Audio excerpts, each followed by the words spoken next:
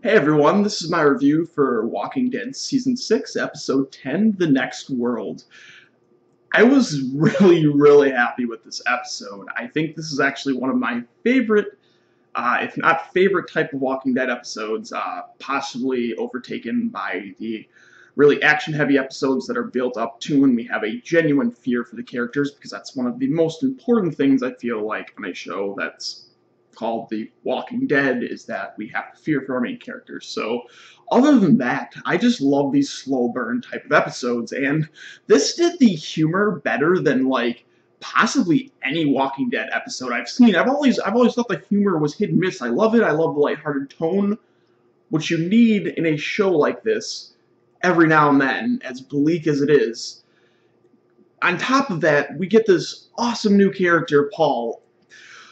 From the opening, you could just tell that this was going to be a different kind of episode. You have Rick and Daryl getting ready to go on their run, and Rick's just got some ridiculous music playing. Daryl's like, no. Watching them fight with the person they found, Paul, was just awesome. And it was really cool seeing Daryl and Rick actually get kind of outplayed by somebody. Putting the firecrackers in the garbage can over there and then running off with the truck.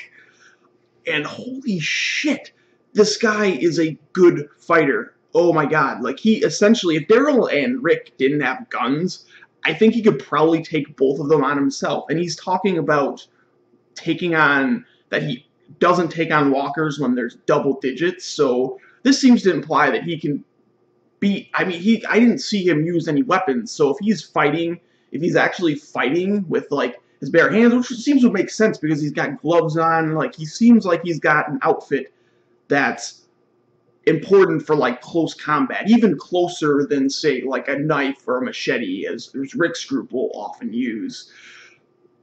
So that it was just cool seeing another character. He got that like insane kick off, or that jump kick off of Rick, and then afterwards when they frickin' tie him up and Daryl throws the shaken soda towards him. Oh man, there used some great Daryl up moments in this episode. And he ends up on top of the truck, and they bring him back to Alexandria after they kind of subdue him again, but it's more of the fact, I think it's more of the fact that he doesn't actually want to like hurt Rick and Daryl. He's not going to kill him, but it's just cool how he's like, we need to talk, and then that kind of ends up being the cliffhanger at the end of the episode. I thought that was freaking incredible. Something I really thought that was cool from the beginning of the episode is they kind of, with Michonne coming out in a bathrobe and a kind of little head towel, it kind of, and then you got Carl in the background, she's changing his bandage, it kind of alluded to a relationship between Rick and her. Like, I was getting that vibe, and then I really appreciated it when it turns out that maybe they haven't really been together yet, because it's kind of seemed at the end of the episode that they were getting to know each other intimately, and I think that's a really cool dynamic. I've always been on and off about Michonne. Sometimes I really like her, sometimes she's a little too aloof for me, but she'll have some really good moments in the show, and I think she's actually becoming one of my favorite characters, and especially if her and Rick continue to remain together. I just think that's a really cool dynamic, and at the end of the episode, frickin' Paul coming in, escaping from his chains, we need to talk, and they're naked in the bed, and Michonne's got her fucking katana, and Rick's got his revolver, and it was a great way to end the episode. I hope we get more episodes like this eventually. I think The Walking Dead's going to get very dark, but I hope eventually we can get another episode like this, because this was great. If Walking Dead could do more of this in like little chunks, but like I would have to say, like, and I hate to say it, like right after last week, but this is probably even more than No Way Out.